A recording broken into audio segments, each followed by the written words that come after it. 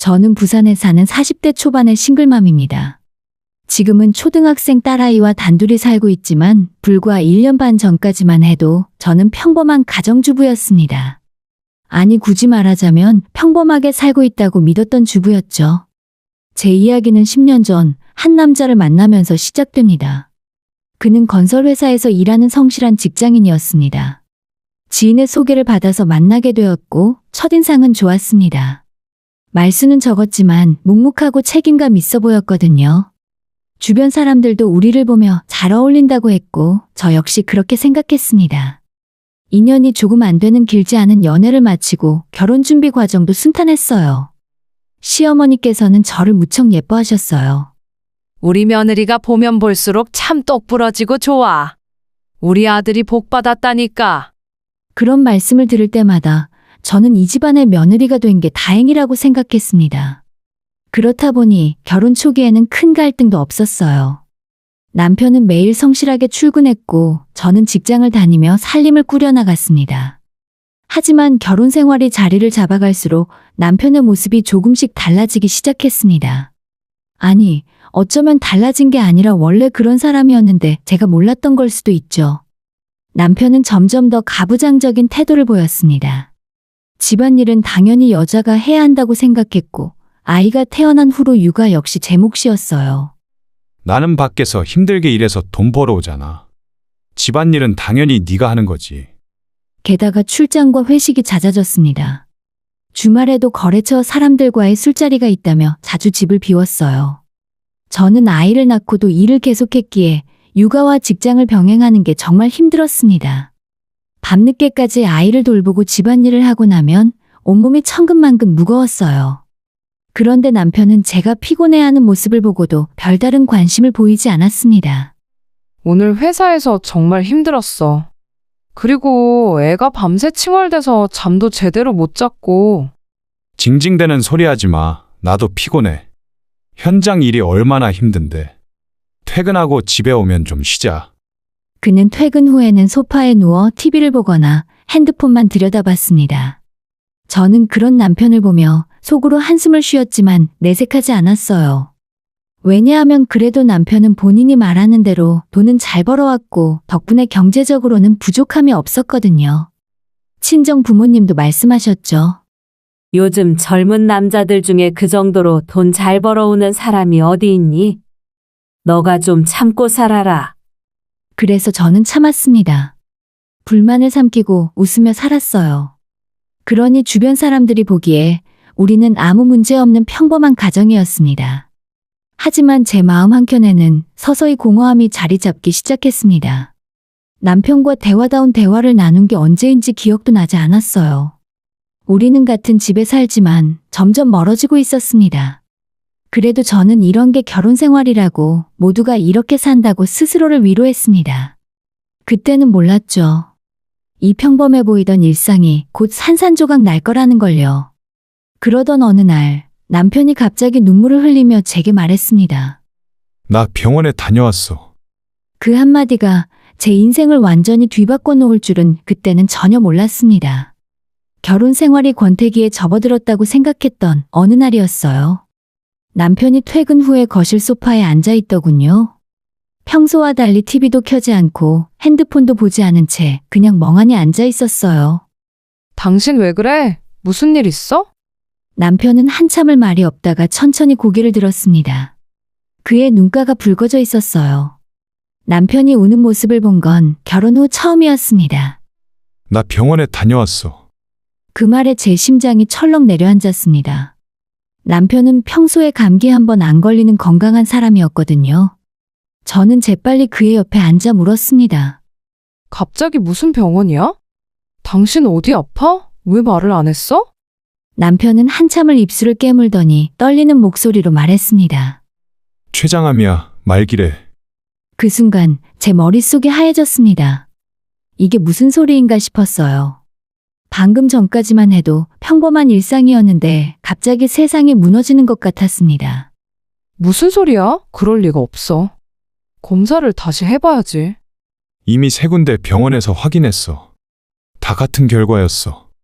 남편은 눈물을 뚝뚝 흘리며 말을 이었습니다. 의사 말로는 길어야 1년이래. 치료해봐야 고통만 길어질 뿐이고. 저는 그 자리에서 같이 울었습니다. 비록 결혼 생활이 그리 행복하지만은 않았지만 그래도 남편이 죽는다는 건 상상도 못한 일이었어요. 무엇보다 아이 생각이 가장 먼저 났습니다. 아직 어린 딸아이가 아빠를 잃는다는 게 너무 가슴 아팠어요. 며칠 후에 매일 멍하게 지내던 남편은 조용히 제게 말했습니다.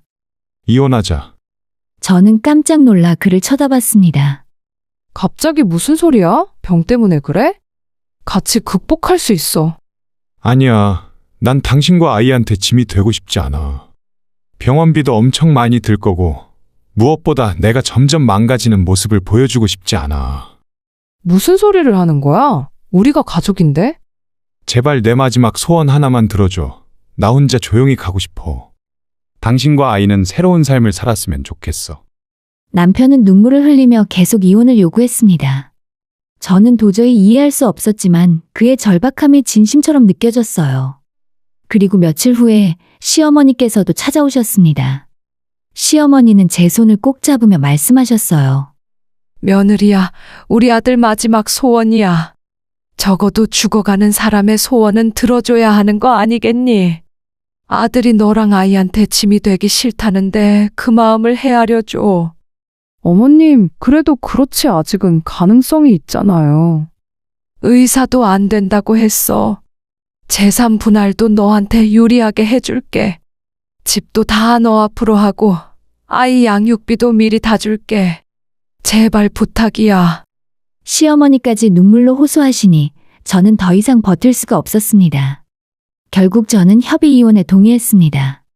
법원에 서류를 제출하고 재산 분할 협의서도 작성했어요. 집과 예금 그리고 양육비와 위자료까지 생각보다 후하게 받았습니다. 이혼이 확정되던 날 남편은 말했습니다. 미안해. 그리고 고마워. 마지막으로 여행 좀 가려고. 얼마 안 남은 인생이니 하고 싶은 것들 다 해보고 싶어. 그래, 몸 조심하고 언제든지 연락해. 남편은 짐을 싸서 집을 나갔습니다. 저는 그의 뒷모습을 보며 또 눈물을 흘렸어요.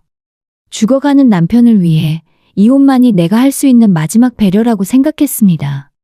그렇게 이혼은 성립되었고 남편은 제 삶에서 사라졌습니다. 그때까지만 해도 저는 몰랐습니다. 그 모든 눈물과 사연이 나를 속이기 위한 치밀한 거짓말이었다는 사실을요. 이혼 후에 저는 딸아이와 친정 근처로 이사했습니다. 부모님의 도움을 받으며 육아와 직장 생활을 병행했어요. 마음 한편에는 여전히 남편에 대한 걱정이 남아 있었습니다. 병이 얼마나 악화되었을까, 혼자서 잘 지내고 있을까 하는 생각이 들곤 했죠. 하지만 남편은 이혼 후에 단 한 번도 연락하지 않았습니다. 딸아이한테도 저한테도요. 처음 한 달은 아직 여행 중이겠지 생각했습니다. 2달째에도 혼자만의 시간이 필요한가 보다 하고 이해하려 했어요. 하지만 3달이 지나도 아무런 소식이 없자 저는 불안해지기 시작했습니다. 혹시 이미 세상을 떠난 건 아닐까?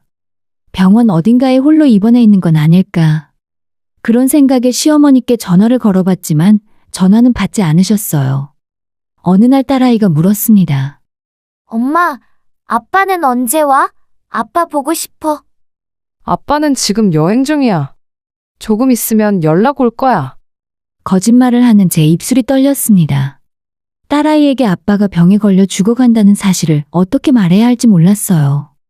그러던 어느 날이었습니다. 예전 직장 동료에게서 메시지가 왔어요. 언니, 내가 보낸 사진 봐봐. 혹시 언니 전 남편 맞아? 내가 오늘 카페에서 봤는데 젊은 여자랑 엄청 다정하게 있더라. 뭔가 이상해서 연락했어. 그 메시지를 보는 순간 제 손이 얼어붙었습니다. 뭔가 잘못된 거라고 동명이인이라고 생각하고 싶었어요. 하지만 동료가 보낸 사진을 확인하는 순간 저는 주저앉고 말았습니다. 사진 속 남편은 말쑥한 정장 차림으로 환하게 웃고 있었습니다. 그것도 젊고 예쁜 여자와 손을 맞잡은 채로요. 죽어가는 사람의 모습이 아니었어요. 오히려 그 어느 때보다 건강하고 행복해 보였습니다. 저는 바로 남편에게 전화를 걸었습니다. 한참 만에 남편이 전화를 받았어요. 왜? 냉담한 목소리였습니다. 최장암 말기라던 사람의 목소리가 아니었어요. 당신 지금 뭐 하는 거야? 병원은 안 가고. 무슨 소리야? 카페에서 여자랑 있는 거 다 봤어. 설명 좀 해봐. 잠시 침묵이 흘렀습니다. 그리고 남편은 한숨을 쉬더니 말했습니다. 아, 그거 결국 들켰구나. 들켰다니? 무슨 소리를 하는 거야, 지금? 안 말이야. 사실 거짓말이었어. 그 순간 제 머릿속이 하얘졌습니다. 귀가 잘못 들은 줄 알았어요. 뭐라고? 췌장암 말기라는 거 다 거짓말이었다고. 그래야 당신이 이혼에 동의할 것 같아서 그랬어. 미쳤어? 지금 무슨 소리를 하는 거야? 제 목소리는 떨리고 있었습니다. 분노인지 충격인지 구분이 안 됐어요. 나도 한 번뿐인 인생이잖아. 사랑하는 사람이 생겼는데 당신한테 이혼하자고 하면 절대 안 해줄 것 같아서 어쩔 수 없었어. 사랑하는 사람? 그럼 그 여자가? 응, 직장 후배야. 우리 이미 혼인신고도 했어. 저는 그 자리에서 주저앉았습니다. 다리에 힘이 풀려서 서 있을 수가 없었어요. 남편의 목소리는 계속 들려왔습니다. 미안해. 하지만 이혼할 때 집이랑 돈도 당신이 원하는 대로 다 줬잖아. 당신도 이제 새 출발하면 되는 거야. 나도 내 인생 살게. 당신 정말? 그럼 이만 끊을게. 서로 연락하지 말자. 전화는 끊겼습니다.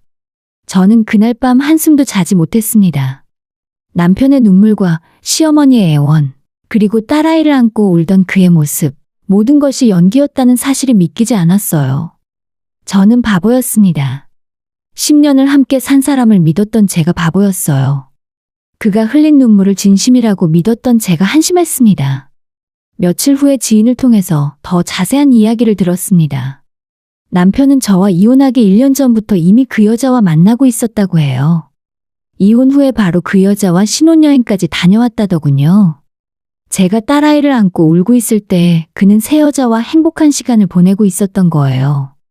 배신감과 분노로 저는 며칠간 제대로 먹지도 자지도 못했습니다. 친정 부모님이 걱정하실까봐 아무 말도 하지 못하고 혼자 이불을 뒤집어 쓰고 울었어요.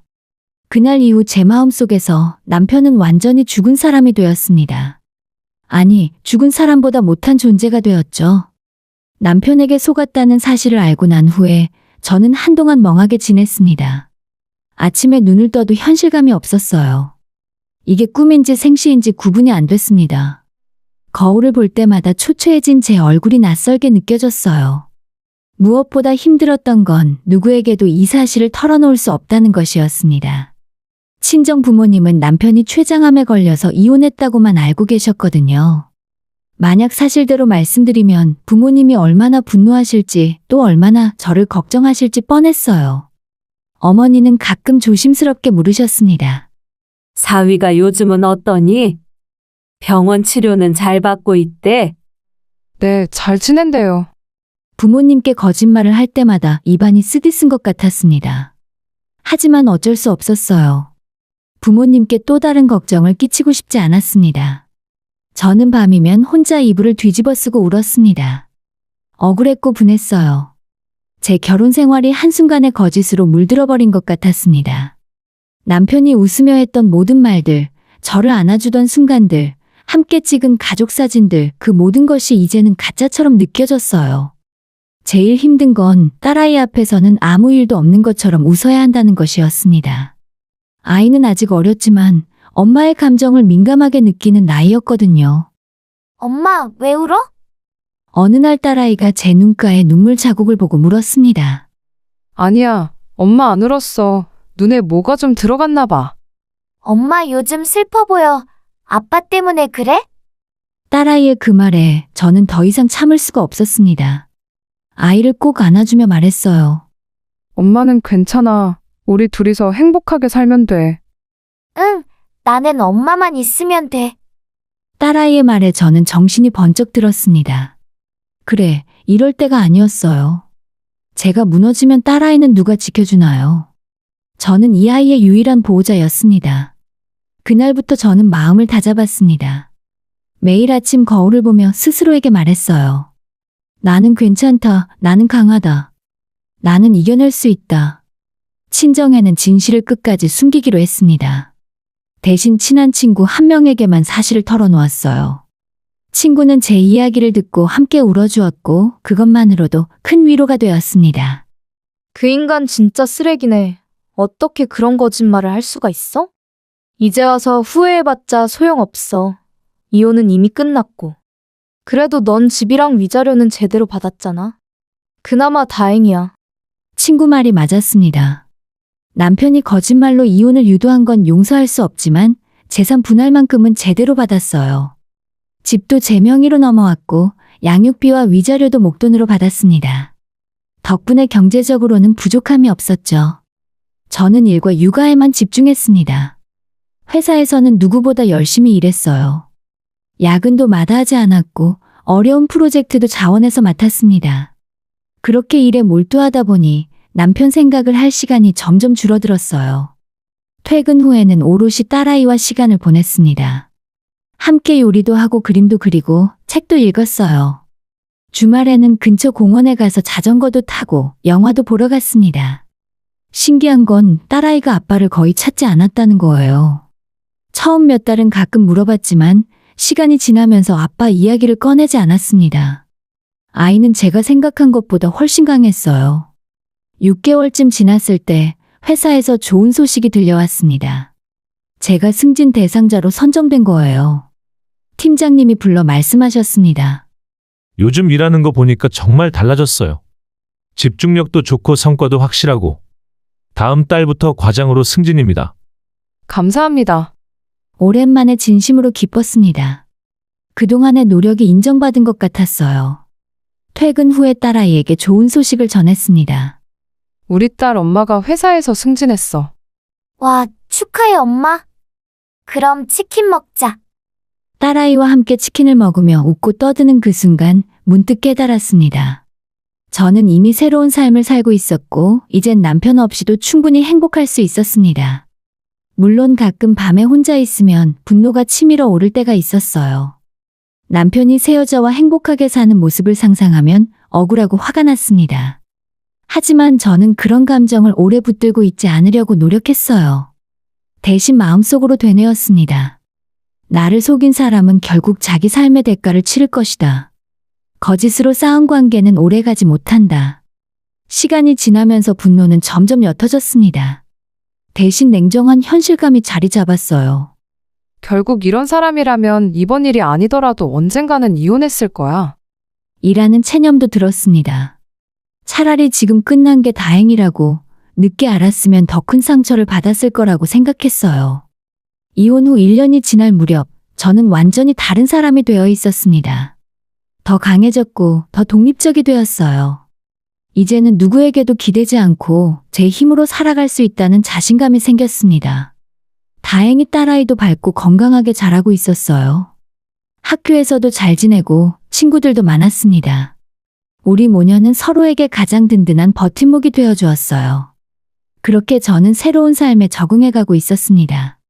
과거는 과거일 뿐, 미래는 제가 만들어가는 거라고 믿으며 하루하루를 살아갔습니다.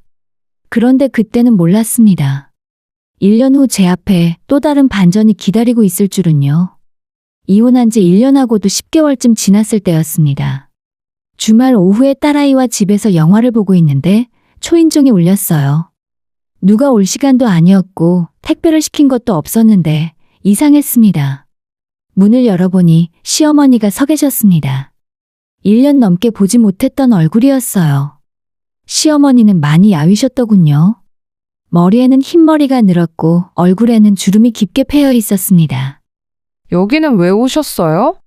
며느리야, 아니 이제 남이지만 제발 좀 들어가서 얘기 좀 하자. 시어머니의 목소리는 떨리고 있었습니다. 저는 망설였지만 일단 안으로 모셨어요. 딸아이는 방으로 들어가 있으라고 했습니다. 거실 소파에 앉은 시어머니는 한참 동안 말문을 열지 못하셨어요. 그러다 결국 눈물을 흘리기 시작했습니다. 며느리야, 우리 아들이. 무슨 일이세요? 그놈이 이번엔 진짜 암이야. 대장암 말기래. 그 말을 듣는 순간 저는 헛웃음이 나왔습니다. 농담하시는 거죠? 지난번에도 췌장암이라고 거짓말했잖아요. 아니야, 이번엔 진짜야. 너가 못 믿을까봐 병원에서 진단서도 받아왔어. 앞으로 3개월에서 6개월밖에 못 산대. 시어머니는 가방에서 서류 봉투를 꺼내 제게 내밀었습니다. 저는 그 서류를 받아 확인했어요. 정말로 대장암 사기 진단서였습니다. 발급일은 보름 전이었고요. 이게 진짜예요. 그럼 내가 거짓말을 왜 하겠니? 그놈이 진짜 죽어가고 있어. 시어머니는 계속 눈물을 흘렸습니다. 저는 복잡한 감정이 들었어요. 한편으로는 그럴 줄 알았다는 생각이 들었고, 다른 한편으로는 정말 죽는구나 싶어 묘한 기분이 들었습니다. 그래서 저한테 왜 오신 거예요? 며느리야, 아니 미안해. 네가 며느리가 아닌 건 나도 알아. 근데 부탁 좀 할 게 있어서. 부탁이요? 시어머니는 잠시 머뭇거리다가 말을 이었습니다. 병원비 좀 도와줄 수 없겠니? 저는 어이가 없어서 말문이 막혔습니다. 지금 무슨 말씀을 하시는 거예요? 그 사이에 우리 형편이 너무 어려워졌어. 아들이 재혼했던 여자가 다 들고 도망갔어. 네? 그 여자가 우리 아들이 암에 걸린 거 알고는 통장이랑 카드에 있는 돈까지 다 들고 잠적해버렸어. 연락도 안 돼. 저는 그 말을 듣고 피식 웃음이 나왔습니다. 이게 바로 인과응보구나 싶었어요. 그래서요. 그게 저랑 무슨 상관인데요? 며느리야, 제발 부탁이야. 간병까지는 바라지도 않아. 그냥 병원비 조금만이라도 도와줘. 우리 집에 지금 돈이 한 푼도 없어. 제 입장은 생각 안 하세요? 저희 모녀를 속이고 버린 사람이잖아요. 거짓말로 이혼하고 새 여자한테 갔잖아요. 그래, 그건 우리 아들이 잘못했어. 내가 대신 사과할게. 정말 미안해. 근데 그래도 그 애가 죽어가는데 그냥 둘 순 없잖아. 시어머니는 제 손을 잡으려 했지만 저는 손을 뿌리쳤습니다. 지난번에 거짓 췌장암으로 이혼할 때 어머님도 같이 저를 속였잖아요. 죽어가는 사람의 소원을 들어줘야 한다고 하시면서요. 그건 나도 몰랐어. 우리 아들이 나한테도 거짓말을 했어. 그래요. 근데 저는 어머님 말을 믿을 수가 없네요. 한 번 속은 사람이 두 번 속으면 바보죠. 며느리야, 제발. 저는 이제 어머니 며느리가 아니에요.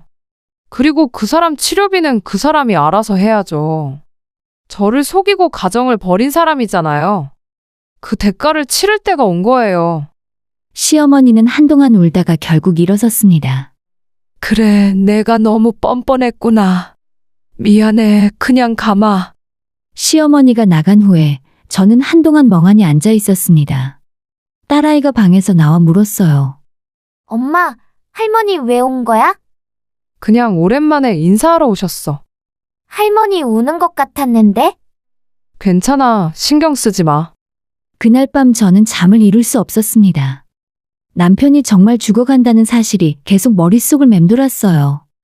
미운 정도 정이라고 10년을 함께 산 사람인데 아무 감정이 없을 수는 없었습니다. 하지만 동시에 이런 생각도 들었어요. 이게 바로 인과응보구나. 거짓말로 가정을 버리고 새 여자와 행복하게 살려던 그의 계획은 완전히 무너졌습니다. 새 여자는 돈만 챙겨 도망갔고 이제 그는 홀로 죽음을 맞이해야 하는 거죠. 며칠 후에 저는 결심했습니다. 마지막으로 한 번만 남편을 만나보기로요. 완전히 끝을 내고 싶었습니다. 병원을 알아내는 건 어렵지 않았어요. 시어머니에게 전화해서 병원 주소를 물었습니다. 시어머니는 놀라면서도 고맙다며 병실 번호까지 알려주셨어요. 병원에 도착했을 때 저는 긴장되었습니다. 엘리베이터를 타고 남편이 입원한 병실이 있는 층으로 올라갔어요. 복도를 걸으며 병실 번호를 확인했습니다. 문을 열고 들어갔을 때 침대에 누워있는 남편을 보고 저는 깜짝 놀랐습니다. 1년 사이에 완전히 다른 사람이 되어 있었어요. 머리카락은 빠졌고 얼굴은 해골처럼 앙상했습니다. 체중도 엄청나게 줄어 있었고요. 남편은 저를 보자 눈을 크게 떴습니다. 당신이 여긴 왜? 마지막으로 할 말이 있어서 왔어. 저는 침대 옆 의자에 앉았습니다. 남편은 힘겹게 몸을 일으켜 앉으려 했지만 너무 힘들어 보였어요. 미안해. 정말 미안해. 남편은 눈물을 흘렸습니다. 하지만 저는 아무런 동정심도 들지 않았어요. 매주 면회라도 한 번씩 와줄 수 있어? 제발 나 혼자 죽기 싫어. 당신 기억나? 죽을 날 받아놓고 하고 싶은 대로 살겠다고 했잖아. 그러더니 나랑 딸을 버리면서 한 번뿐인 인생을 사랑하는 사람과 살고 싶다고 했지. 그건 내가 잘못 생각했어. 그 말을 그대로 지켜. 하고 싶은 대로 살아야지, 당신 혼자서. 제발 용서해줘. 남편은 계속 울었지만 저는 냉정하게 일어섰습니다. 당신이 거짓말로 나를 속이고 딸을 버렸을 때 난 정말 다 포기하고 싶었어. 하지만 딸 때문에 버텼지. 이제 당신이 그 대가를 치르는 거야. 인과응보라고. 이제 다시는 연락하지 마. 당신은 이미 우리 인생에서 없는 사람이니까. 저는 그렇게 말하고 병실을 나왔습니다. 뒤에서 남편이 뭐라고 외치는 소리가 들렸지만 뒤돌아보지 않았어요. 병원 밖으로 나왔을 때 가슴이 뻥 뚫린 기분이었습니다. 완전히 끝났어요. 이제 정말로 과거와 결별한 거죠. 병원에서 남편을 마지막으로 보고 난 후에 저는 정말로 모든 걸 정리했다는 느낌이 들었습니다. 집으로 돌아오는 길에 가슴이 시원했어요. 오랫동안 제 안에 쌓여있던 응어리가 풀린 것 같았습니다. 그날 밤 저는 딸아이를 안아주며 말했습니다. 우리 딸, 엄마가 앞으로 더 열심히 살게. 우리 둘이서 정말 행복하게 살자. 나는 엄마만 있으면 세상에서 제일 행복해. 딸아이의 그 말이 저에게는 세상 어떤 위로보다 큰 힘이 되었습니다. 그로부터 몇 달이 지났습니다. 시어머니에게서 연락이 왔어요. 남편이 결국 세상을 떠났다는 소식이었습니다.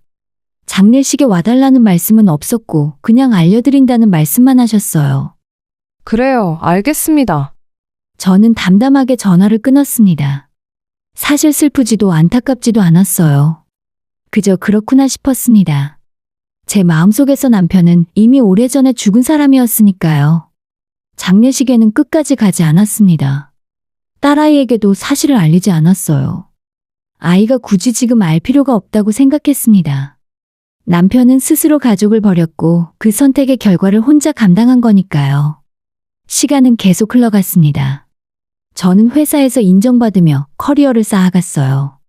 이혼 후 1년 반 만에 과장으로 승진했고 그로부터 또 몇 달 후에는 부서 팀장 자리까지 제안받았습니다. 상사가 말했습니다. 요즘 정말 일 잘하시네요. 뭔가 달라진 게 있어요? 그냥 제 인생을 제가 책임져야겠다는 생각이 들어서요.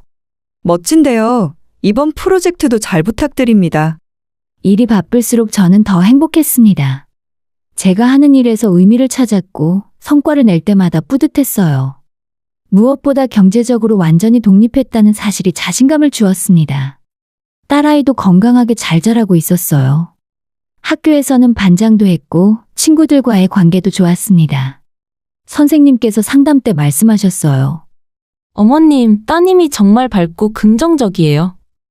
요즘 한부모 가정 아이들이 힘들어하는 경우가 많은데 이 아이는 전혀 그렇지 않더라고요. 감사합니다. 제가 많이 신경 쓰고 있어요. 그게 느껴져요. 사랑을 많이 받고 잘하는 게 보여요. 선생님의 말씀을 듣고 집으로 돌아오는 길에 저는 뿌듯했습니다. 제가 딸아이에게 좋은 엄마가 되고 있다는 확신이 들었어요. 그런데 어느 날 문득 이런 생각이 들었습니다. 이대로 끝내도 되는 걸까? 남편은 이미 죽었지만 그 여자는 여전히 멀쩡하게 살아있을 거란 생각이 들었어요. 남편의 돈을 들고 도망친 그 여자 말이에요. 저는 변호사인 아는 동생에게 전화를 걸었습니다.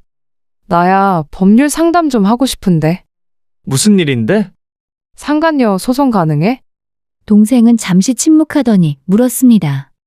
전 남편 외도건 말하는 거야? 그거 언제였는데? 이혼한 게 2년 전이고 외도는 그보다 1년 전부터였던 것 같아. 정확히는 모르겠지만. 그럼 아직 소멸시효 안 지났네.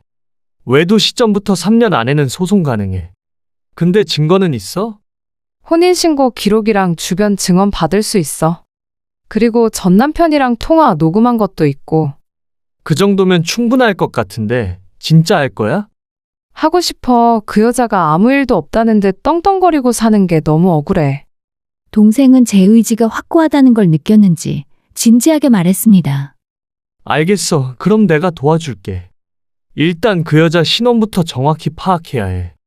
이름이랑 직장은 알아. 전 남편 회사 후배였거든. 좋아. 그럼 내가 조사 좀 해보고 며칠 후에 다시 연락할게.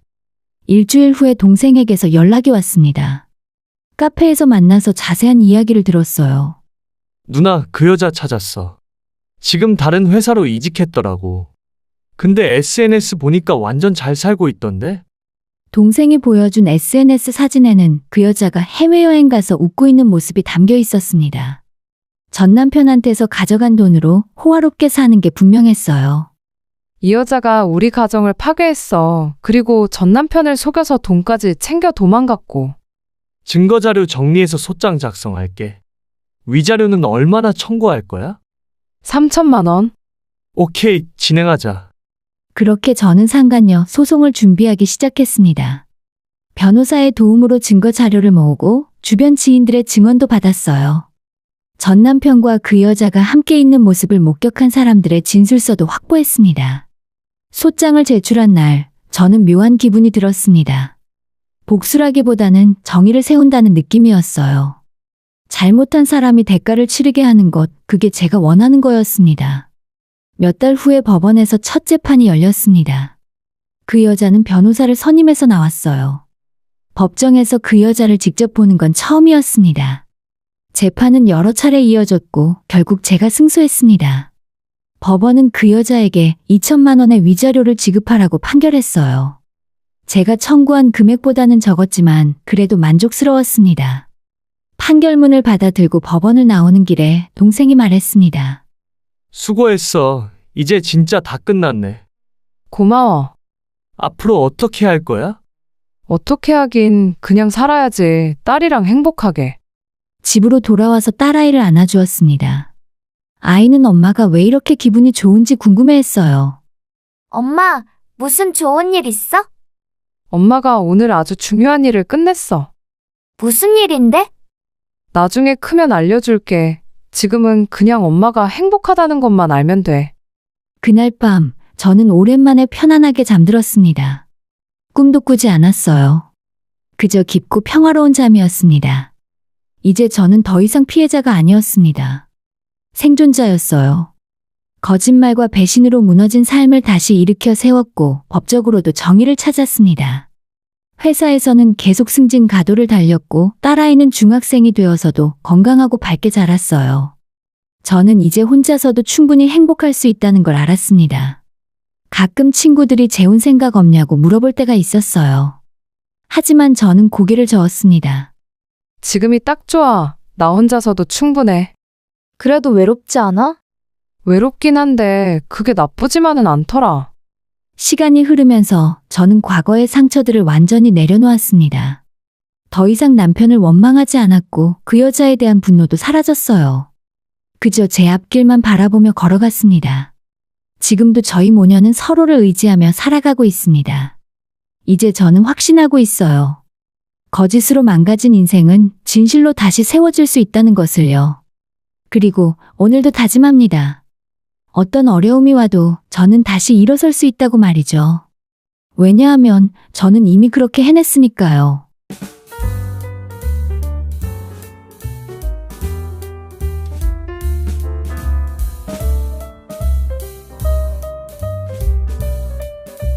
저는 서울에 살고 있는 30대 후반의 평범한 엄마입니다. 지금은 9살 아들과 단둘이 살고 있지만 불과 1년 전만 해도 저희는 셋이었습니다. 부부와 아이 하나, 겉으로 보기엔 평범한 가정이었죠. 오늘은 제가 겪었던 이야기를 들려드리려고 합니다. 어쩌면 누군가에겐 위로가 될 수도 또 누군가에겐 경고가 될 수도 있는 이야기입니다. 저희 부부는 연애 결혼을 했습니다. 남편은 평범한 회사원이었고 저도 작은 회사에서 사무직으로 일했어요. 남편은 성실했습니다. 매일 아침 일찍 일어나 출근하고 주말이면 아이와 집 근처 공원에 가고 명절엔 친정 부모님께도 잘 챙겼죠. 임신 소식을 들었을 때 남편이 했던 말이 아직도 기억납니다. 여보, 우리 아이 꼭 잘 키우자. 내가 열심히 벌어서 아무 부족함 없게 해줄게. 그때는 정말 그 말을 믿었습니다. 아니, 의심할 이유가 없었어요.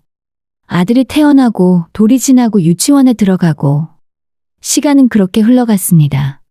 평범하지만 행복한 나날들이었죠. 아이가 7살이 되던 해 저는 육아에 집중하기 위해 회사를 그만뒀습니다. 남편은 마침 승진도 하고 연봉도 올랐다며 괜찮다고 했어요. 하지만 그 무렵부터였습니다. 남편의 행동이 조금씩 이상해지기 시작한 게요. 퇴근 시간이 불규칙해졌고 휴대폰을 볼 때면 화면을 가리듯 각도를 틀었어요. 뭐 하냐고 물어보면 회사 일 때문에 정신없어. 라고만 했죠. 처음엔 정말 회사 일이 바빠서 그런가 보다 했습니다. 승진했으니 책임도 무거워졌겠거니 했죠. 그런데 아들이 8살이 되던 어느 날 저녁 남편과 친한 후배에게서 전화가 왔습니다. 형수님, 저 재석이에요. 혹시 시간 괜찮으시면 잠깐 만나 뵐 수 있을까요? 형한테 말 못하고 형수님께 꼭 드릴 말씀이 있어서요. 이상한 예감이 들었습니다.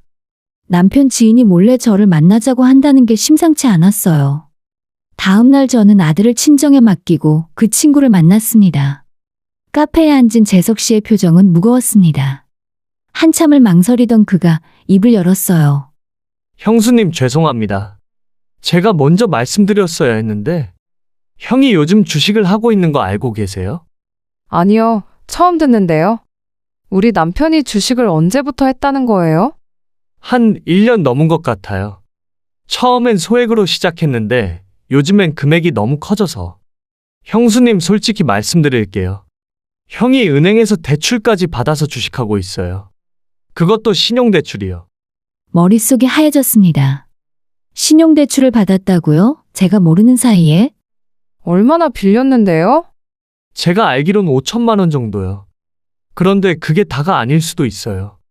형이 요즘 다른 친구들한테도 돈 빌리려고 연락하고 다니는 걸 봐서 형수님이 아셔야 할 것 같아서 이렇게 연락드렸습니다.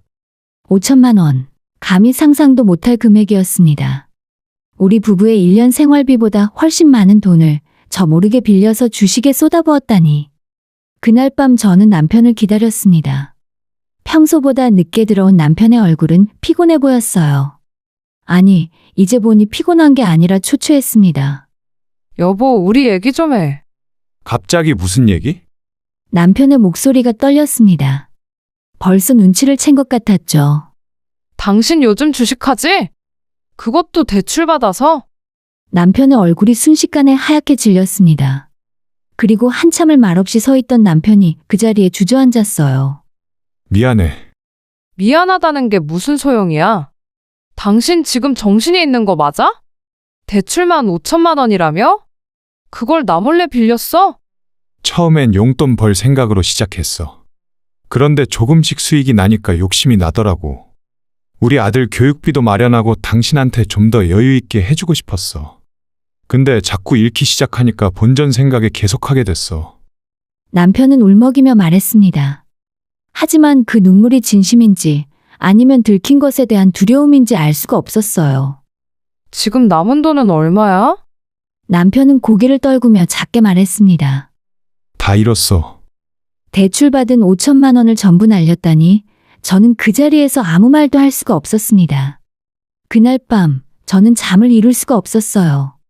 남편은 다시는 주식을 하지 않겠다고 아이 앞에서까지 무릎을 꿇고 맹세했어요. 저는 아이를 생각했습니다. 8살 아들에게 아빠와의 이별을 어떻게 설명해야 할지 마음이 심란했습니다. 그래서 결정했습니다.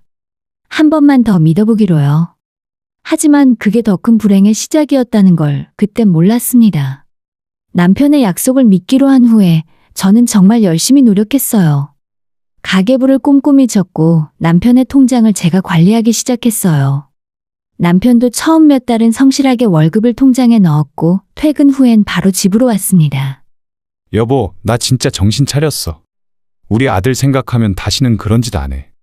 남편은 자주 이렇게 말했고 저도 조금씩 마음을 열기 시작했습니다. 어쩌면 정말 달라진 걸까 하는 희망을 품었죠. 하지만 그 평화는 6개월도 채 가지 못했습니다. 어느 날 밤 저는 우연히 남편의 휴대폰을 보게 됐습니다. 화장실에 간 사이에 탁자 위에 놓인 휴대폰에서 알림이 계속 울렸어요. 무심코 화면을 봤는데 그곳엔 제가 전혀 모르는 어플들이 설치되어 있었습니다. 골든게임, 럭키슬롯, 에이스카지노. 심장이 철렁 내려앉았습니다. 이게 뭐지? 설마. 손이 떨렸지만 저는 남편의 휴대폰을 열어봤습니다. 잠금 비밀번호는 아들 생일이었고 그대로 열렸어요. 그리고 그 안에서 본 것들은 믿고 싶지 않은 현실이었습니다. 도박 사이트들과 수십 개의 베팅 내역. 그리고 대출 어플들. 카카오뱅크, 토스, K뱅크. 모든 곳에서 대출을 받아놓은 상태였습니다. 화장실에서 나온 남편과 제 눈이 마주쳤습니다. 남편은 제 손에 들린 자신의 휴대폰을 보고 얼어붙었어요. 이게 뭐야? 제 목소리는 떨렸습니다. 분노보다는 허탈함이 먼저 밀려왔어요. 아니, 그게 대출 또 받았지?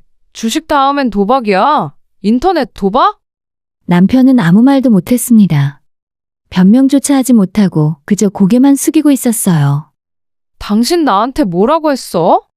정신 차렸다고 했잖아. 다시는 안 한다고 아들 앞에서 무릎까지 꿇었잖아. 미안해. 정말 미안해. 미안하다는 말 그만해. 이번엔 얼마야? 대체 얼마나 빌렸어? 저는 남편의 휴대폰을 다시 확인했습니다. 대출 잔액을 하나하나 계산하니 약 3천만 원. 게다가 이번에는 대부분 고금리 대출이었습니다. 3천만 원? 당신 미쳤어? 처음엔 정말 안 하려고 했어. 근데 회사 선배가 이거 하면 쉽게 돈 번다고. 주식보다 확률도 높고 재미있다고 해서. 재미있다고? 지금 그게 할 소리야? 남편의 변명은 계속됐습니다. 처음엔 정말 조금만 하려고 했는데 한 번 따니까 욕심이 났고 잃으니까 본전 생각에 계속하게 됐다는 겁니다. 주식 때와 똑같은 패턴이었어요. 그래서 지금 남은 돈은? 남편은 대답하지 못했습니다. 그 침묵이 답이었죠. 또 전부 잃었다는 거지? 다 잃었어. 그 순간 저는 모든 게 끝났다는 걸 깨달았습니다. 이 사람은 변하지 않는다. 아니, 변할 수 없는 사람이다. 이혼해. 뭐? 여보, 그건 이혼하자니까. 당신 때문에 더 이상 못 살겠어. 아이 생각을 해봐. 아빠 없이 어떡해. 아이 생각은 당신이 해. 당신이 아이 생각 좀 했어야지. 도박하면서 아이 얼굴이 안 떠올랐어? 남편은 울기 시작했습니다. 하지만 그 눈물이 더 이상 제 마음을 움직이지 못했어요. 다음 날 저는 혼자 은행에 갔습니다. 그리고 더 큰 충격을 받았죠. 창구 직원이 심각한 표정으로 말했습니다. 고객님, 현재 고객님 명의로 주택담보대출이 조회가 되는데요. 네? 주택담보대출요? 그건 제가 받은 적이 없는데요. 배우자분 동의하에 진행된 대출인데 지난달에 실행됐습니다. 금액은 8천만 원이고요. 8천만 원, 우리 집을 담보로 받은 대출이었죠. 저는 그 자리에서 다리에 힘이 풀려 주저앉을 뻔했습니다. 은행 직원이 놀라서 제게 물을 가져다 줬어요. 혹시 모르고 계셨나요? 동의서에 서명하셨을 텐데. 그제야 생각났습니다.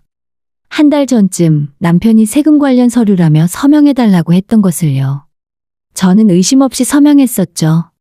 그게 주택담보대출 동의서였던 겁니다. 집으로 돌아온 저는 남편에게 물었습니다. 집을 담보로 8천만 원 대출받았어? 남편은 이번에도 고개를 숙였습니다. 그 돈도 다 날린 거야? 대부분 대부분이 아니라 얼마나 남았냐고. 1,000만 원 정도.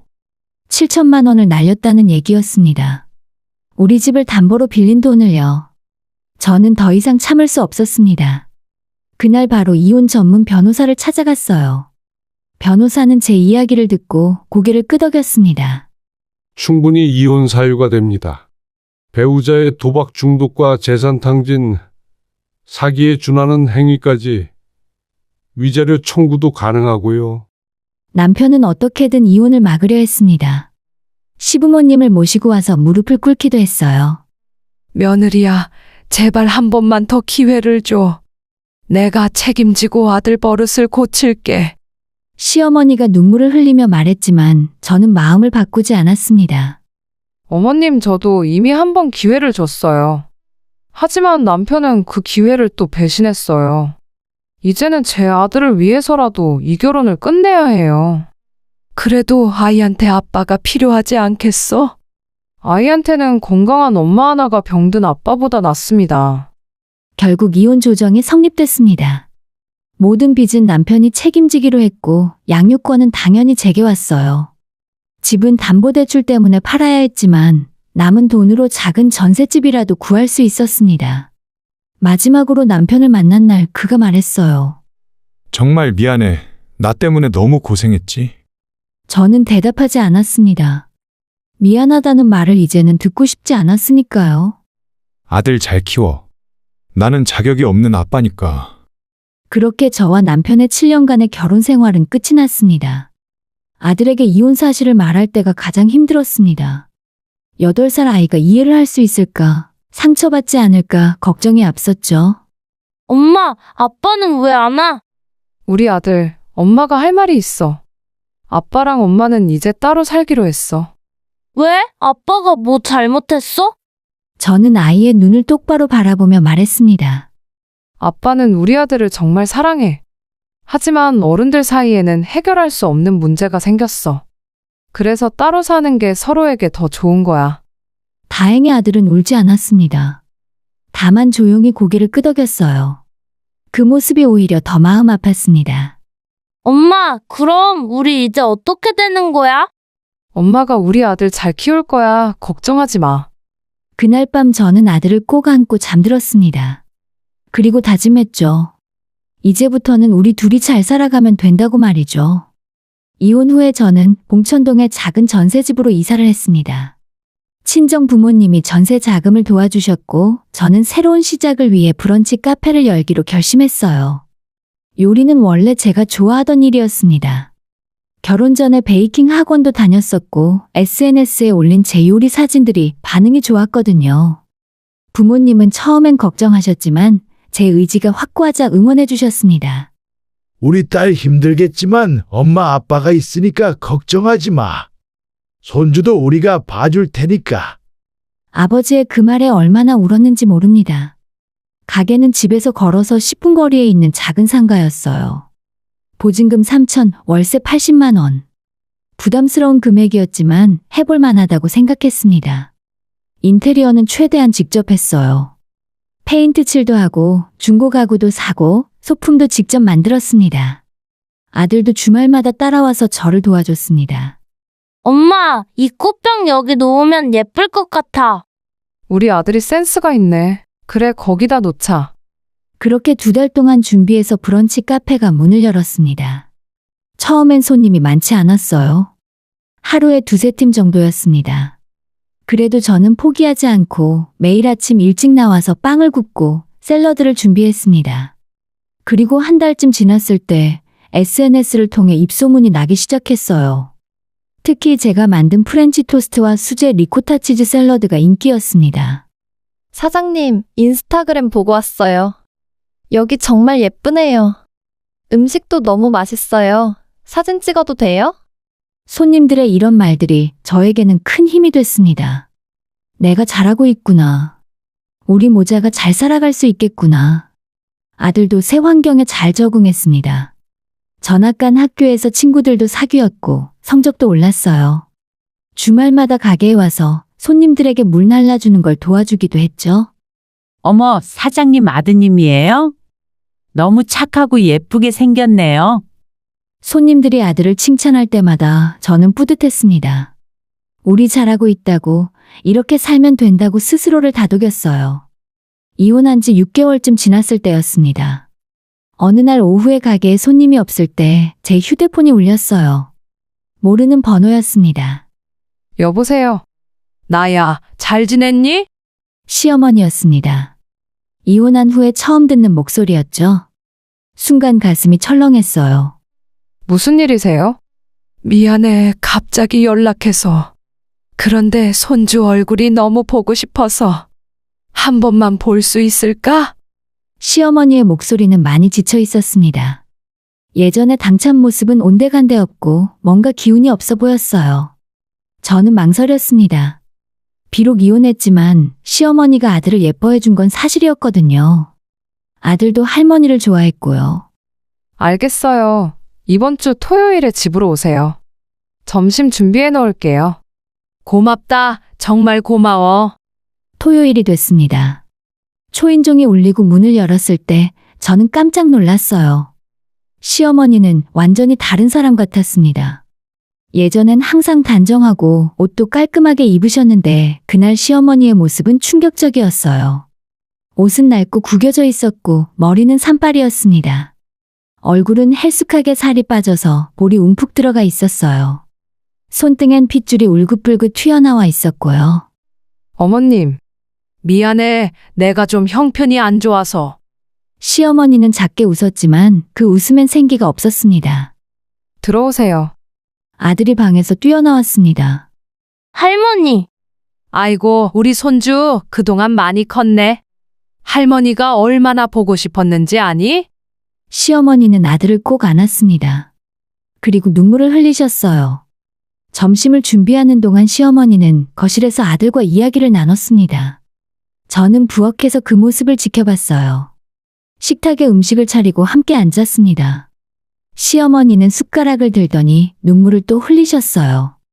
이렇게 제대로 된 밥상을 본 게 얼마만인지. 고맙다. 천천히 드세요. 시어머니는 정말 오랜만에 제대로 된 식사를 하시는 것처럼 보였습니다.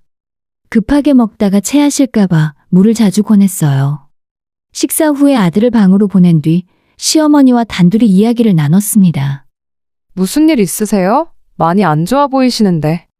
시어머니는 한참을 말없이 계시다가 입을 열었습니다. 사실은 내가 지금 집도 없어. 고시원에서 지내고 있어. 네? 그럼 어머니 집은요? 다 날렸어. 민호 아버지 사업 실패하고 돌아가시고 나서 나도 정신이 없었어. 그래서 잘못된 투자에 손을 댔다가. 시어머니의 이야기를 들으며 저도 마음이 아팠습니다. 이혼한 뒤에 시아버지가 돌아가신 건 알고 있었지만 그 후에 이렇게까지 힘드셨는지는 몰랐어요. 지금은 식당에서 설거지 일하면서 하루하루 버티고 있어. 민호한테는 연락 안 해. 그 애도 지금 빚 갚느라 힘들 텐데 부담 주고 싶지 않아서 미안해. 이런 모습 보여줘서.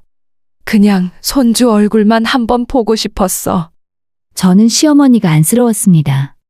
비록 이혼했지만 한때는 가족이었던 사람이잖아요. 게다가 아들의 할머니이기도 하고요. 잠시만 기다리세요. 저는 방으로 들어가서 비상금 가방에서 돈을 꺼냈습니다. 50만 원, 제게도 여유 있는 돈은 아니었지만 시어머니의 처지를 생각하면 모른 척 할 수가 없었어요. 어머님, 이거 받으세요. 많진 않지만요. 아니야. 이러려고 온 게 아니야. 나는 그냥. 받으세요, 제발. 그리고 밥이라도 제대로 드세요. 건강 챙기셔야죠. 시어머니는 손을 떨며 돈을 받으셨습니다. 그리고 계속 고맙다고, 미안하다고 말씀하셨어요. 요즘 너 같은 사람 없어. 이혼했는데도 나한테 이렇게 해주고. 민호 그 자식이 너를 잃은 게 얼마나 큰 실수인지 모르겠다. 괜찮아요. 이제 다 지난 일이에요. 시어머니는 그날 오후 늦게 집으로 돌아가셨습니다. 현관 앞에서 저에게 깊이 허리를 숙이셨어요. 정말 고맙다. 꼭 갚을게.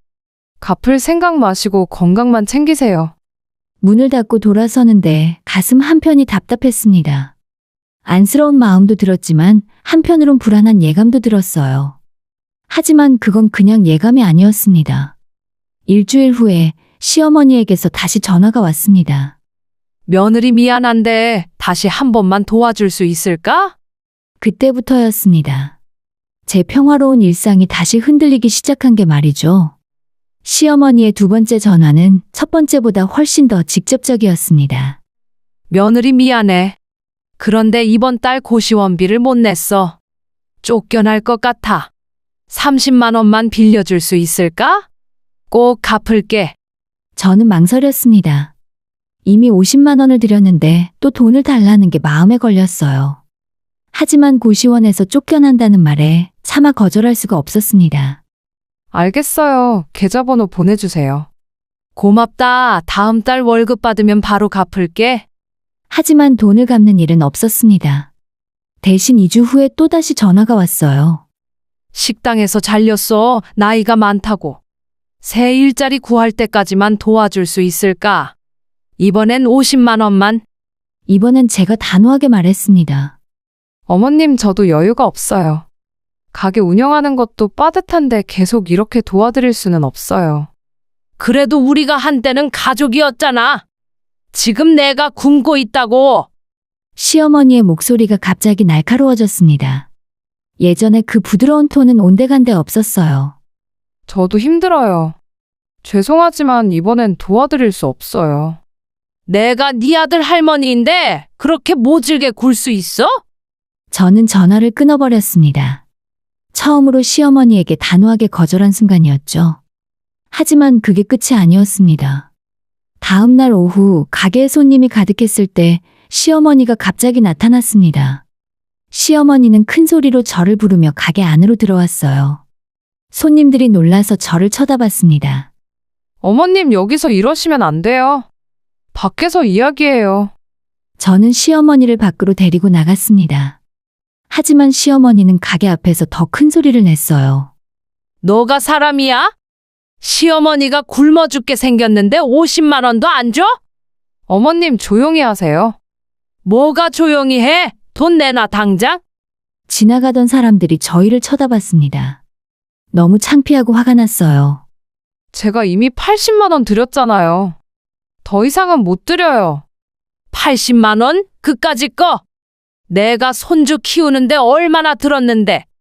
네가 일하는 동안 내가 애 봐줬잖아. 그건 제가 부탁한 것도 아니고요. 이 뻔뻔한 게 그럼 이제 와서 내가 베푼 거 다 계산해 볼까? 시어머니는 점점 더 공격적으로 변했습니다. 심지어 제 팔을 잡아끌기까지 했어요. 어머님, 이거 놓으세요. 돈 줄 때까지 안 놔. 일단 오늘은 300만 원 줘. 갑자기 300만 원요? 정신 차리세요. 그때 가게 안에 있던 단골 손님 한 분이 나오셨습니다. 아니, 지금 뭐 하시는 거예요? 사장님 놔드리세요. 당신은 누군데 끼어들어? 이건 우리 집안일이야. 결국 그 손님이 경찰에 신고했고 경찰이 도착해서야 상황이 정리됐습니다. 경찰관이 저에게 물었습니다. 피해자시죠? 고소하시겠어요? 저는 망설였습니다. 아무리 그래도 시어머니인데. 하지만 시어머니는 경찰 앞에서도 소리를 질렀어요. 저 여자가 내 돈 가져갔어. 내가 손주 키우느라 쓴 돈이 수천만 원이야. 제발 그만 좀 하세요. 시끄러워. 돈 안 주면 손주 데려갈 거야. 내 친손자인데 내가 못 키울 것도 없잖아. 그 말을 듣는 순간 저는 확신했습니다. 이 상황을 끝내야 한다고요. 고소하겠습니다. 경찰서에서 고소장을 작성하고 돌아온 저는 온몸에 힘이 빠졌습니다. 가게 문을 닫고 집으로 돌아왔을 때 아들이 현관에서 저를 기다리고 있었어요. 엄마, 할머니가 또 왔다 갔어? 너 할머니 봤어? 응, 학교 끝나고 집에 오는데 할머니가 학교 앞에 계셨어. 나한테 사진 찍자고 해서 같이 찍었는데. 순간 등골이 오싹했습니다. 할머니가 뭐라고 했어? 엄마한테 보여주려고 찍는다고 했어. 그리고 엄마가 할머니한테 못되게 군다고. 저는 아들을 꼭 안았습니다. 손이 떨렸어요. 바로 그때 휴대폰으로 문자가 왔습니다. 시어머니였습니다. 사진이 첨부되어 있었어요. 아들이 학교 앞에서 웃고 있는 사진이었습니다. 그리고 문자 내용은 손주 사진 이쁘지? 300만 원 안 주면 다음엔 내가 손주 데리고 갈 거야. 내 친손자 데리고 가는 게 뭐가 문제야? 저는 그 자리에서 주저앉았습니다. 이건 단순한 금전 요구가 아니었어요. 협박이었고 아들을 볼모로 삼는 행위였습니다. 다음 날 아침, 저는 바로 변호사를 찾아갔습니다. 지난번 이혼 때 도움을 받았던 변호사님이었어요. 지금 보여주신 문자 메시지와 사진 그리고 가게에서의 행패까지 이건 명백한 협박과 스토킹입니다. 접근금지 가처분 신청을 바로 해야 해요. 아들이 위험할까요? 가능성은 있습니다. 상대방이 이성적인 판단을 하지 못하는 상태니까요. 학교에도 연락해서 상황을 알리고 당분간 학교 시간에는 직접 데리러 가세요. 저는 바로 학교에 연락했습니다. 담임 선생님께 상황을 설명하고 제가 직접 데리러 갈 때까지 아이를 보호해달라고 부탁했어요. 어머니 걱정 마세요. 저희가 잘 지켜보겠습니다. 교문에도 경비를 강화하겠습니다. 그날 오후 법원에서 접근금지 가처분 결정이 났습니다. 시어머니는 저와 아들에게 100m 이내로 접근할 수 없게 됐죠. 하지만 시어머니는 그것도 무시했습니다. 사흘 후에 또다시 문자가 왔습니다. 접근 금지? 웃기지 마. 내 손주 못 보게 할 권리가 너한테 있어? 1,000만 원 마지막 기회야. 안 주면 학교에서 손주 데리고 나올 거야. 이제는 1,000만 원이었습니다. 금액은 계속 올라갔고 협박은 더욱 구체적이 됐어요. 저는 다시 경찰서로 달려갔습니다. 접근금지 명령 위반이고 협박도 계속되고 있어요. 체포해주세요. 경찰은 바로 수사에 착수했습니다. 그리고 시어머니의 휴대폰 위치를 추적했죠. 놀랍게도 시어머니는 불법 도박장에 있었습니다. 피해자님, 동행하시겠어요? 현장에서 체포할 예정입니다. 저는 고개를 끄덕였습니다. 직접 확인하고 싶었어요. 시어머니가 왜 이렇게 변했는지 말이죠. 도박장은 허름한 건물 지하에 있었습니다. 경찰이 급습했을 때 그곳엔 수십 명의 사람들이 화투를 치고 있었어요. 그리고 그 한가운데에서 시어머니가 있었습니다. 한 판만 더 하면 딸 거야. 시어머니는 눈이 뒤집혀서 소리를 지르고 있었습니다. 앞에는 돈다발이 놓여 있었고요. 경찰이 들이닥치자 사람들이 도망치기 시작했고 시어머니도 일어나려 했지만 경찰이 제지했습니다. 어머님. 시어머니가 저를 봤습니다. 그 순간 시어머니의 얼굴에 당황한 표정이 스쳤어요. 며느리, 너가 왜 여기에? 어머님, 이게 뭐예요? 이런 곳에서 도박을 하고 계셨던 거예요? 시어머니는 대답하지 못했습니다. 경찰이 시어머니에게 수갑을 채웠어요. 현행범 체포합니다. 불법 도박과 협박 그리고 스토킹 혐의로 연행하겠습니다. 놔! 이거 놓으라고! 며느리야, 나 좀 살려줘! 시어머니는 소리를 질렀지만 저는 고개를 돌렸습니다. 경찰서로 가는 차 안에서 경찰관이 말했습니다. 저 사람 단골이에요. 거의 매일 나와서 도박했대요. 지난 1년간 몇 억을 날렸다고 하더라고요. 저는 모든 게 이해됐습니다. 왜 시어머니가 그렇게 초라한 모습이었는지, 왜 그렇게 돈에 집착했는지. 시어머니는 제 남편처럼 도박 중독자였던 겁니다.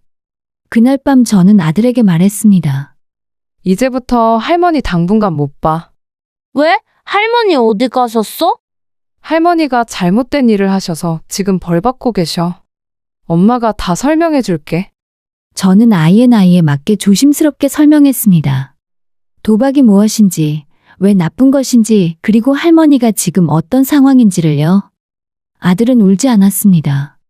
다만 조용히 물었어요. 엄마, 우리는 괜찮아? 우리는 괜찮아. 엄마가 지킬 거야. 그날 밤 저는 처음으로 편히 잠들 수 있었습니다. 더 이상 협박 문자를 받지 않아도 되고 아들을 지킬 수 있다는 안도감이 찾아왔어요. 하지만 동시에 슬프기도 했습니다. 한 가족이 도박 때문에 이렇게까지 무너지다니. 시어머니는 도박장에서 체포된 후 48시간 만에 풀려났습니다. 변호사님이 전화를 주셨어요. 일단 불법 도박은 초범이고 금액도 증명하기 어려워서 벌금형으로 끝났습니다. 하지만 협박과 스토킹 건은 계속 진행 중이에요. 접근금지 명령도 유효하고요. 그럼 시어머니가 또 저희에게 올 수도 있다는 거죠? 가능성은 있습니다. 하지만 이제 한 번만 더 접근하면 바로 구속될 겁니다. 증거도 충분하고 재범이니까요. 저는 안도했지만 동시에 불안했습니다. 시어머니가 정말 멈출까? 그 예감은 정확했습니다. 이틀 후에 시어머니에게서 다시 문자가 왔습니다. 나 지금 너무 힘들어. 그때 잡혀서 벌금 300만 원 냈어.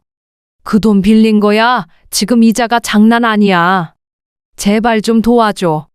1,000만 원만. 저는 한숨을 쉬었습니다. 또 시작이구나. 이번엔 답장을 하지 않았어요. 무시하는 게 최선이라고 생각했죠. 하지만 문자는 계속 왔습니다. 하루에 수십 통씩이요. 며느리야, 제발. 이러다가 나 진짜 죽을 것 같아. 손주라도 한 번만 보자. 1,000만 원 없으면 500만 원만, 아니 300만 원만. 대답이라도 해줘. 저는 모든 문자를 무시했습니다. 그리고 증거로 남기기 위해 캡처해뒀어요. 일주일쯤 지났을 때 시어머니의 문자 내용이 바뀌기 시작했습니다. 너 이렇게 나오면 나도 각오해야겠다. 오늘 학교 앞에서 봤어. 우리 손주 많이 컸더라. 심장이 철렁했습니다. 다시 아들을 협박하기 시작한 거예요. 저는 바로 경찰서에 달려갔습니다. 접근금지 명령 위반이에요. 또 아들을 협박하고 있어요. 알겠습니다. 바로 체포영장 신청하겠습니다. 하지만 체포영장이 나오려면 며칠이 걸렸습니다. 그 사이에 시어머니는 계속 문자를 보냈어요. 내일 학교 끝나면 손주 데리고 나올 거야. 막지 마. 내 친손자야. 경찰이 뭐 어쩔 건데? 저는 더 이상 참을 수 없었습니다. 그리고 한 가지 계획을 세웠어요. 변호사님과 경찰에게 먼저 상의했습니다. 제가 시어머니를 유인하려고 합니다. 돈을 주겠다고 해서 특정 장소로 오게 만들면 그곳에서 체포할 수 있지 않을까요? 경찰관이 고개를 끄덕였습니다. 가능합니다. 좋은 방법이에요. 현행범으로 체포하면 영장 없이도 즉시 구속할 수 있으니까요. 저는 시어머니에게 문자를 보냈습니다. 알겠어요. 돈 드릴게요. 마지막이에요. 답장은 5분도 안 돼서 왔습니다. 정말? 정말 줄 거야? 네, 하지만 직접 만나서 드릴게요. 제 가게 앞으로 내일 오후 3시에 오세요. 알았어. 고맙다, 며느리. 역시 너가 착해. 저는 씁쓸하게 웃었습니다. 돈만 준다면 뭐든 믿는구나. 다음 날 오후 2시 30분, 저는 가게 근처에 경찰차 2대가 대기하고 있는 걸 확인했습니다. 사복경찰도 가게 주변에 배치됐어요. 2시 50분, 시어머니가 나타났습니다.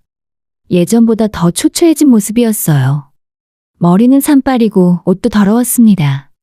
하지만 눈빛만은 이상하게 반짝였어요. 돈에 대한 기대감 때문이었죠. 며느리야, 나왔어. 시어머니는 가게 앞에서 손을 흔들었습니다. 저는 나가지 않았어요. 가게 안에서 문을 통해 시어머니를 지켜봤습니다. 야, 문 열어줘. 시어머니가 문을 두드렸습니다. 그때 사복경찰 2명이 시어머니에게 다가갔어요. 김정숙 씨 맞으시죠? 네? 당신들은 누구? 경찰입니다. 접근금지 명령 위반 및 협박 혐의로 체포하겠습니다. 뭐라고? 시어머니는 당황해서 뒤로 물러섰습니다. 그리고 저를 봤어요. 며느리, 너 이게 무슨 짓이야? 돈 준다며? 저는 창문을 통해서 시어머니를 똑바로 쳐다봤습니다. 어머님, 저 이제 더 이상 못 참아요. 법대로 하겠습니다. 이 못된 거사, 네가 나를 함정에 빠뜨린 거야? 시어머니는 소리를 지르며 경찰을 뿌리치려 했습니다. 하지만 곧 제압당했어요. 내가 손주 데려갈 거야? 너 혼자 못 키워. 내가 빼앗을 거야. 시어머니의 협박은 끝까지 계속됐습니다. 경찰차에 태워지면서도 소리를 질렀어요. 내 손주 돌려내. 네가 무슨 자격으로 내 손주를 키워? 저는 그 모습을 담담하게 지켜봤습니다. 가슴은 아팠지만 이게 맞는 일이라는 걸 알았어요. 경찰차가 떠나고 경찰관 한 분이 가게로 들어왔습니다. 수고 많으셨습니다. 이번엔 확실히 구속될 겁니다. 접근금지 명령 위반에 협박 공무집행방해까지 추가됐으니까요. 감사합니다. 그리고 혹시 모르니 당분간 조심하세요. 보석으로 나올 가능성도 있으니까요. 저는 고개를 끄덕였습니다. 하지만 시어머니는 보석으로 나오지 않았습니다. 정확히는 나왔지만 바로 다시 체포됐어요. 구속 전 보석 심사에서 시어머니는 손자를 데려가겠다는 말을 또 했고 판사는 재범 위험이 높다며 보석을 기각했습니다. 그런데 이틀 후에 시어머니가 보석으로 풀려났다는 연락이 왔어요. 뭐라고요? 보석이 기각됐다면서요? 죄송합니다. 항고심에서 뒤집혔습니다. 시어머니 측 변호사가 건강 문제를 들먹였어요. 어쨌든 조건부 보석이 허가됐어요. 접근금지 명령은 유효하고 전자발찌도 차고 있으니 위치는 추적 가능합니다. 불안한 예감이 들었습니다. 그날 밤 9시쯤 집 초인종이 울렸습니다. 인터폰 화면을 보니 시어머니였어요. 야, 문 열어. 내 손주 보러 왔어. 시어머니는 술에 취한 것 같았습니다. 비틀거리며 문을 쾅쾅 두드렸어요. 문 안 열면 부숴버릴 거야. 내 손주 내놔. 저는 바로 112에 신고했습니다. 지금 집 앞에서 난동 부리고 있어요. 위치 확인했습니다. 바로 출동하겠습니다. 문 밖에서 시어머니의 소리는 점점 커졌습니다.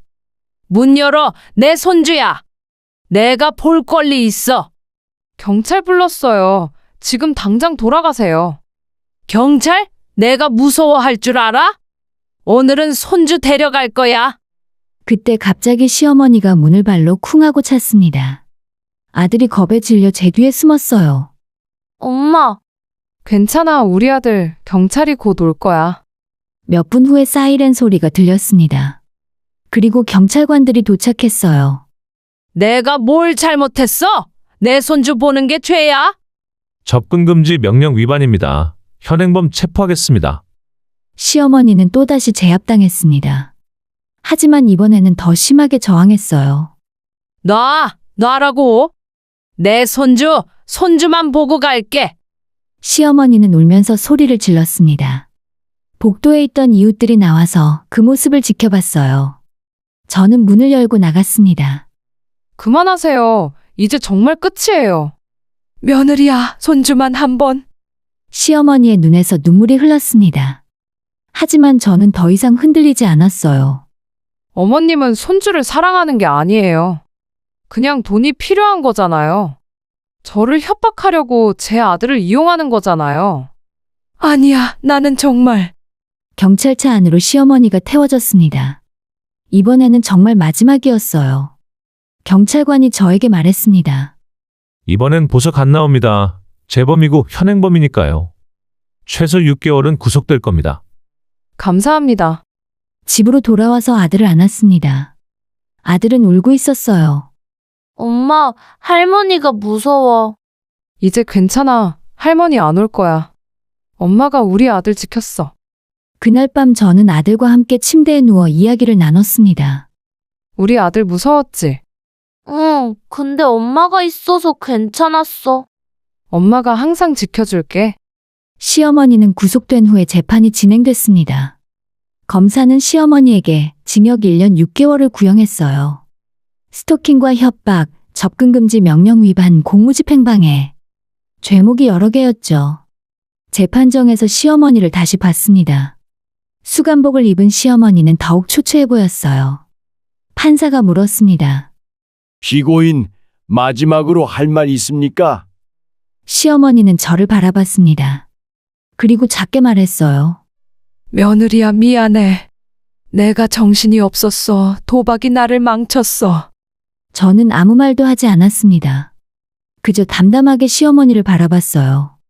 판사가 판결을 선고했습니다. 피고인을 징역 1년에 처한다. 다만 피해자에 대한 접근금지 명령은 출소 후 2년간 계속 유효하다. 징역 1년. 시어머니는 고개를 떨구었습니다. 재판이 끝나고 나오는데 법정 복도에서 누군가가 저를 불렀습니다. 여보, 돌아보니 남편이었습니다.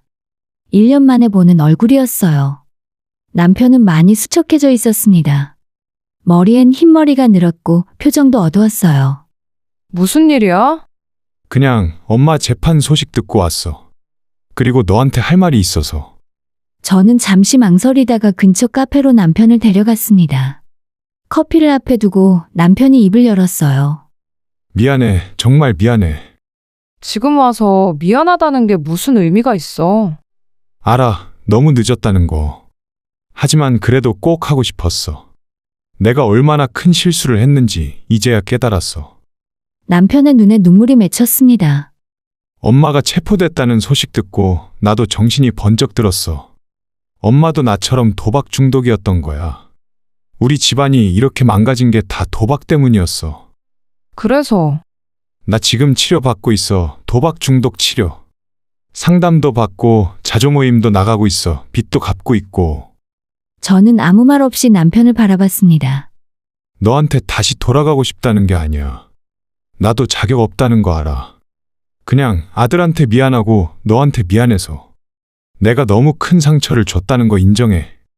남편은 봉투 하나를 꺼내더니 테이블 위에 올려놓았어요. 이건 위자료 많지는 않지만 500만 원이야. 빚 갚느라 힘들지만 이건 꼭 주고 싶었어. 괜찮아. 필요 없어. 받아줘 제발. 이것마저 거절하면 나는 정말 쓰레기 같으니까. 저는 한숨을 쉬고 봉투를 받았습니다. 남편을 용서해서가 아니라 그냥 남편이 조금이라도 짐을 내려놓길 바라는 마음에서였어요. 아들은 잘 지내? 잘 지내지. 건강하고 학교도 잘 다니고 있어. 그래, 다행이다. 나 같은 아빠 없이도 잘 자라주니까. 남편은 울먹였습니다. 한 가지만 부탁할게. 아들한테 아빠가 나쁜 사람이었다고만 기억되지 않았으면 좋겠어. 아빠가 많이 잘못했지만 아들을 사랑했다는 그건 진심이었다고 전해줘.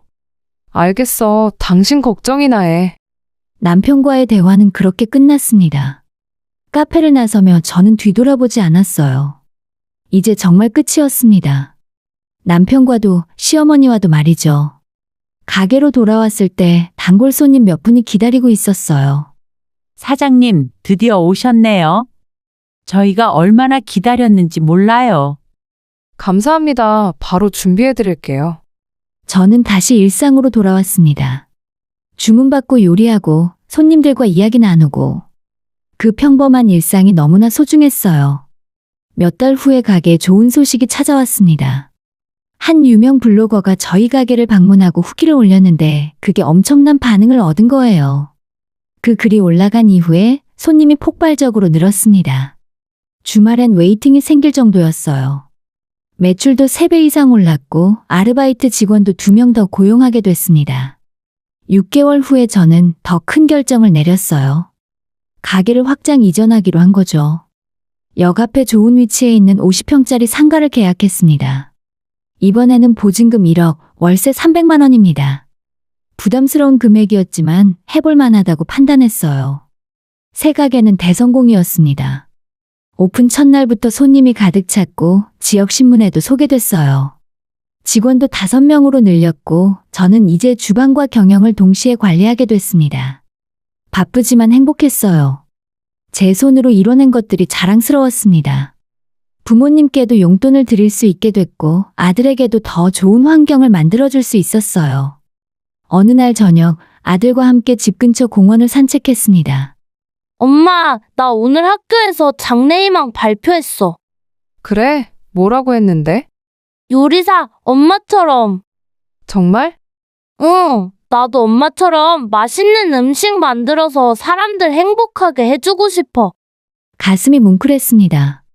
집으로 돌아오는 길에 저는 지난 시간들을 되돌아봤습니다. 남편의 배신과 이혼, 시어머니의 협박과 법정 싸움. 정말 많은 일들이 있었어요. 하지만 그 모든 것들을 이겨냈습니다. 혼자가 아니었죠. 아들이 있었고 부모님이 있었고 저를 응원해주는 사람들이 있었으니까요. 그리고 무엇보다 포기하지 않은 제 자신이 있었습니다. 집에 도착해서 아들이 먼저 씻으러 들어갔을 때 저는 거울을 봤어요. 거울 속의 제 얼굴은 예전보다 강해 보였습니다. 주름이 조금 늘었지만 눈빛은 더 단단해져 있었어요. 그날 밤에 아들을 재우고 침대에 누웠을 때 휴대폰에 알림이 하나 왔어요.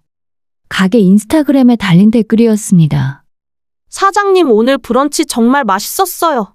그리고 혼자 아이 키우시면서 가게까지 운영하시는 거 정말 존경스러워요. 저도 사장님처럼 강한 엄마가 되고 싶어요. 응원합니다. 저는 미소를 지으며 휴대폰을 내려놓고 눈을 감았습니다. 내일도 가게에 가야 하고 아들 학교 준비도 시켜야 하고 장도 봐야 하고 할 일은 많았어요. 하지만 두렵지 않았습니다. 왜냐하면 이제는 알았으니까요. 제가 사랑하는 사람들을 위해 열심히 살고 그들에게 희망을 보여주고 그리고 절대 포기하지 않는 것. 그것이 바로 그들에게 줄 수 있는 최고의 보답이라는 것을요. 그리고 무엇보다 제 가족을 지킬 줄 아는 강한 여자였습니다. 잘 자, 내 아들. 엄마가 항상 지켜줄게. 옆방에서 잠든 아들을 향해 작게 속삭이며 저도 편안하게 잠에 들었습니다.